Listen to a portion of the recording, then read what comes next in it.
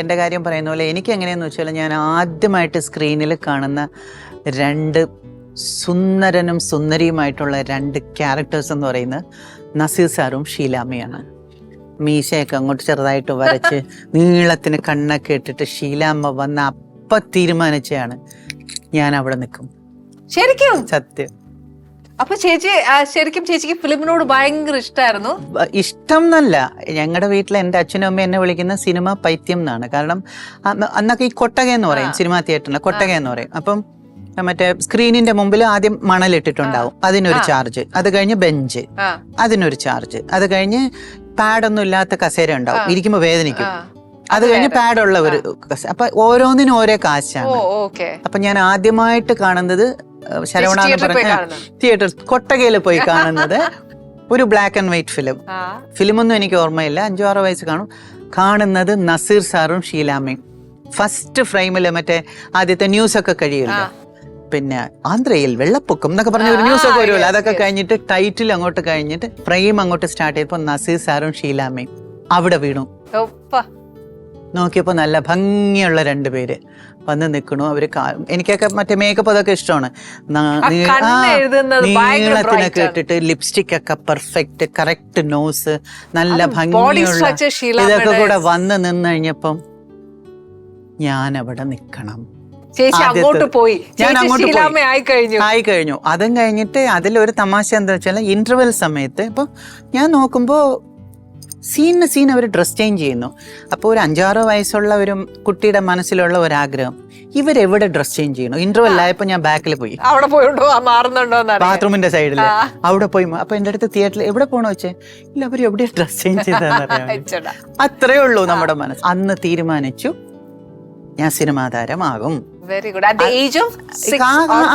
ഒരു 5 വയസ്സ് കഴിഞ്ഞ ഏതോ ഒരു ഏജില് പിന്നെ തീരുമാനിച്ചത് നസീർ സാറിന്റെ കൂടെ അഭിനയിക്കണം. ഞാൻ സിനിമ അഭിനയിക്കണമെന്ന് തീരുമാനിച്ചപ്പോൾ സിനിമ അഭിനയിക്കണം എന്നുള്ളത് ഫസ്റ്റ് ഡിസിഷൻ. സിനിമയിൽ അഭിനയിക്കണം. 2ാമത്തെ വാശി നസീർ സാറിന്റെ കൂടെ അഭിനയിക്കണം എന്നുള്ളതായിരുന്നു. അത് നമ്മുടെ സ്വപ്ന നായകന്. പിന്നെ 4-5 പടങ്ങൾ അഭിനയിച്ചു. മാമാങ്കം അഭിനയിച്ചു, അസ്തമിക്കാത്ത പകലുകൾ, അന്തപുരം. ചേച്ചിയുടെ ഒരു എക്സ്പീരിയൻസ് നസീർ സാറിന്റെ കൂടെ ഞാൻ 5-6 പടം ചെയ്തു. അത് കഴിഞ്ഞതിന് ശേഷം തീരം തേടുന്ന തീര, ആ സമയത്തൊക്കെ മമ്മൂട്ടി വേവൊക്കെ വന്നു തുടങ്ങിയ സമയം നസീർ സാറിന്റെ കൂടെ അഭിനയിക്കണമെന്നുള്ള എൻ്റെ ആഗ്രഹമായിരുന്നു. ചിറയൻകീഴ് നസീർ സാറിന്റെ വീട്ടിൽ എൻ്റെ അമ്മയെ കൊടുമപ്പെടുത്തി ഞാൻ കൊണ്ടുപോയി കാണിക്കാൻ പറ്റും. കൊണ്ടുപോയി കണ്ട്, ഞാൻ അങ്കിളിന്റെ കൂടെ അഭിനയിക്കണം, എനിക്ക് സിനിമ 7-8-10 വയസ്സേ കാണുള്ളൂ, അതിനെന്താ മക്കളെ അഭിനയിക്കാമല്ലോ എന്നൊക്കെ പുള്ളി പറയുന്നു. അത് കഴിഞ്ഞ ശേഷം ഞാൻ പ്രാർത്ഥിക്കുന്നു, ദിവസം ഇത് തന്നെയാണ്. അത് കഴിഞ്ഞ് ആദ്യമായിട്ട് അഭിനയിക്കുന്ന ഫിലിം മാമാങ്കം, ഉദയ സ്റ്റുഡിയോയുടെ മാമാങ്കം. അതില് ഒരു സോങ് അതിനെ 2ആയിട്ട് കട്ട് ചെയ്തിട്ട് തൃത്താല പൂക്കടവിൽ ഒരു ക്യാരക്ടർ, പിന്നെ കെയർ വിജയമ്മ, പാതി സോങ് ഞാനും നസീർ സാറും, ഞാനും കെയർ വിജയമ്മയും. അപ്പൊ അന്നൊക്കെ എങ്ങനെയാന്ന് വെച്ച് കഴിഞ്ഞാൽ ഇന്നത്തെ പോലെ ഓരോ സിനിമയ്ക്കും നമ്മൾ എടുക്കുന്ന കോസ്റ്റ്യൂം പുതിയതായിരിക്കണം എന്നൊന്നുമില്ല. പോയ പടത്തിൽ ഇപ്പൊ ഷീലാമ്മയോ ആരെങ്കിലും ഇട്ടിരുന്ന, ഭാര്യ ചേച്ചിയോ ഒക്കെ ഇട്ടിരുന്ന കോസ്റ്റ്യൂം അവിടെ കാണും. അത് ഈ പടത്തിൽ അഭിനയിക്കുന്ന ഹീറോയിൻസിന് കുറച്ചൊന്ന് ആൾട്ടർ ചെയ്ത് കൊടുക്കും. അപ്പൊ ഞാൻ ആദ്യമായിട്ട് മറ്റേ അന്നത്തെ കോസ്റ്റ്യൂമൊക്കെ അറിഞ്ഞുകൂടെ, മറ്റേ നസീർ സാർ ഇങ്ങനെ സൈഡിൽ ഇതൊക്കെ വെച്ചിട്ട് നിറച്ച് ജുവൽസ് ഒക്കെ ഇട്ടിട്ട് ഞാൻ ആദ്യമായിട്ട് ഇടുന്ന ആ ഭംഗിയുള്ള മറ്റേ ജീനയൊക്കെ വെച്ച് സ്റ്റോൺസ് ഒക്കെ വെച്ചുള്ള ഡ്രസ്സ് ഷീലാമ്മ ഇട്ട ഡ്രസ്സാണ്. അപ്പൊ ചേച്ചിയുടെ ആ ഒരു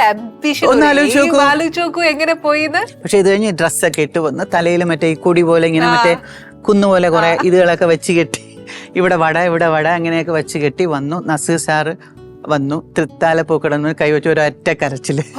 സങ്കടം കൊണ്ടല്ല, ഡ്രീം കം ട്രൂല് സന്തോഷം. അപ്പൊ അയ്യോ ഇതെന്ത് പറ്റി, ഞാൻ പറഞ്ഞു സന്തോഷം കൊണ്ടാണ് നോക്കും. അന്നത്തെ ഈ മസ്കാരയൊക്കെയാണ് ഇങ്ങനെ ലൈൻ ഒഴുകുന്നു. കരച്ചില് നിർത്തണ്ടേ, ഇങ്ങനെ ആവണം. അപ്പൊ നസീർ സാറ് മോളെ കരച്ചിൽ നിർത്താദ്യം, എനിക്ക് യഥാർത്ഥമാണോ ഞാൻ ചെയ്യുന്നത്, നമ്മള് പറയില്ലേ നുള്ളി നോക്കണം. എന്നിട്ട് ശരി ഒന്ന് ബ്രേക്ക് കൊടുക്കൂ എന്ന് പറഞ്ഞിട്ട് ഞാൻ ബ്രേക്ക് ചെയ്തതിന് ശേഷം എന്നിട്ട് പോയി ഇതൊക്കെ ടച്ച് ചെയ്ത് മനസ്സിനൊക്കെ കൺട്രോൾ ചെയ്തിട്ട് ഒക്കെ വന്നിട്ട് പിന്നെ